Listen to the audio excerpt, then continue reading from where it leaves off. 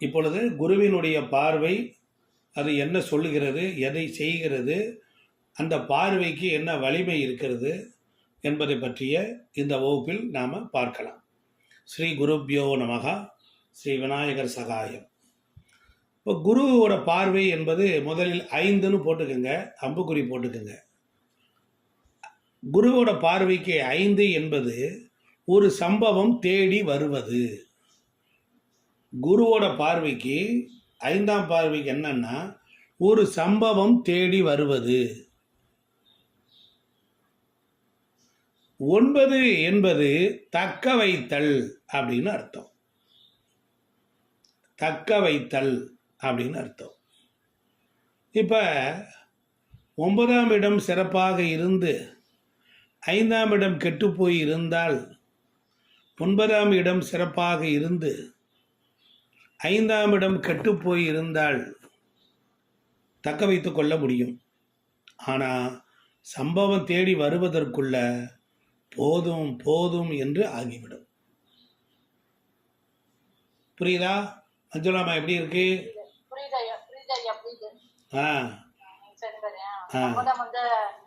தேடி வருவது டிலேனால வருவதை 9ஆம் பாகம் சிறப்பாக இருக்கும்போது தக்க வைத்துக் கொள்ளலாம். ஆமாம் ஆமாம். இப்போ ஒரு ஜாதகத்தில் 5, 9 நன்றாக இருந்தால் ஒரு சம்பவம் தேடி வரும்.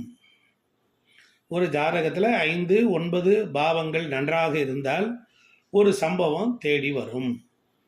தேடி வருவதை தக்க வைத்து கொள்ள முடியும். தேடி வருவதை தக்க வைத்து கொள்ள முடியும்.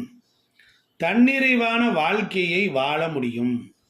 தன்னிறைவான வாழ்க்கையை வாழ முடியும். அப்படிப்பட்ட 5ஆம் இடத்தையும் 9ஆம் இடத்தையும் தான் குரு பார்ப்பார். 5ஆம் பார்வையாகவும் 9ஆம் பார்வையாகவும் இந்த கலவையான பலன்களை அங்கு தருவார். எப்படி இருக்கு?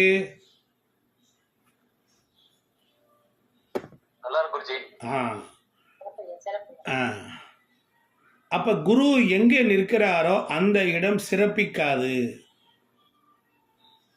அப்ப குரு எங்கே நிற்கிறாரோ அந்த இடம் சிறப்பிக்காது. யாரு? தனபால் மூட் போடுங்க.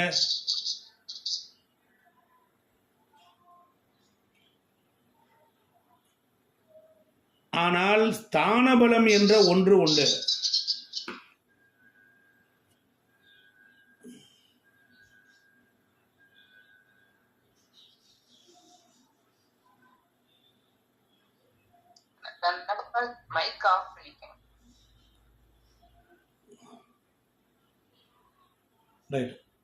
மூட் பண்ணியாச்சா? ஓகே. அப்போ குரு எங்கே இருக்கிறாரோ அந்த இடம் சிறப்பிக்காது. ஆனால் ஸ்தான பலம் என்ற ஒன்று உண்டு. அந்த ஸ்தான பலம்னா என்னன்னா 2ஆம் இடம், 5ஆம் இடம், 7ஆம் இடம், 9ஆம் இடம், 11ஆம் இடம் என்பதெல்லாம் ஸ்தான பலம்.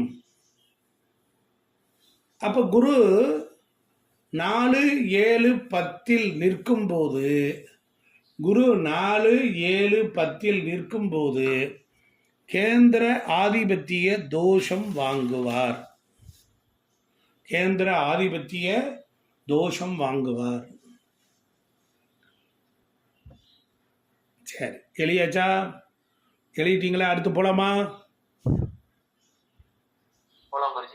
இப்ப குரு பார்க்கும்போது என்ன செய்வார்? ஒரு குரு பார்க்கும்போது என்ன செய்வார்? இது கேள்வி இல்லையா? ரொம்ப இன்ட்ரெஸ்டிங்கான கேள்வி தானே. குரு ஒரு வீட்டை பார்க்குறார், பார்க்கும்போது என்ன செய்வார்? இப்போ நீங்கள் ரொம்ப சோர்வடைந்து மயக்கம் அடைந்து கீழே விழும்போது, நீங்கள் ரொம்ப சோர்வடைந்து மயக்கம் அடைந்து கீழே விழும்போது உங்களை தாங்கி பிடித்து தண்ணீர் தெளித்து காப்பாற்றி எழுப்பி விடுவார்கள்ல, அது மாதிரி ஒரு ஆறுதல் சொல்லக்கூடிய கிரகம்தான் குரு பகவான். அது மாதிரி ஆறுதல் சொல்லக்கூடிய கிரகம்தான் குரு பகவான். சரியா? அப்படிப்பட்ட குரு பகவான் பூமியை விட 300-400 மடங்கு பெரியவர். 300 400 மடங்கு பெரியவர். அடுத்து பாருங்க, அவருக்கு அவ்வளவு சக்தி இருக்கு. மீத்தேன் கதிர்வீச்சுக்களை பூமிக்கு கொடுப்பார். மீத்தேன் கதிர்வீச்சுக்களை பூமிக்கு கொடுப்பார். மிகப்பெரிய பொருளாதாரத்தை தருவார். மிகப்பெரிய பொருளாதாரத்தை தருவார். குழந்தைகளையும் இன விருத்தியையும் தருவார். குழந்தைகளையும் இன விருத்தியையும் தருவார். வம்சம் விருத்தியாக துணையாக இருப்பார். வம்சம் விருத்தியாக துணையாக இருப்பார். பெயர் புகழுடன் இருக்க துணை நிற்பார். பெயர் புகழுடன் இருக்க துணை புரிவார். தன்னிறைவு அடைய வாழ குருவோட ஆசீர்வாதம் ரொம்ப முக்கியம். தன்னிறைவு அடைய நாம் வாழ குருவோட ஆசீர்வாதம் ரொம்ப முக்கியம். அதனால தான் பாருங்க, மாதா பிதா குரு தெய்வம். அப்போ குரு தொட்டு காட்டுகிற வித்தையும் தெய்வமும் சிறப்பு.